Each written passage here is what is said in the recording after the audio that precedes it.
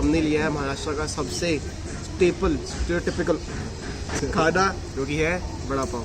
ये देखो मिर्चा की वड़ा पाव है, साथ में जो ये मसाला डालते हैं जो कि होता है गन पाउडर, हाथ में दिया हुआ है यहाँ पे इन्होंने। 120 का है यहाँ पे। वड़ा पाव खाया है मुंबई में और वो 20-20 रुपये का मिलता है। चीज़ भी डाला, जो हर चीज़ मुंबई पे ऐसे चीज़ डाल देते हैं, वो भी नहीं डाला है। तो मज़े नहीं आया, मुँह खराब हो गया,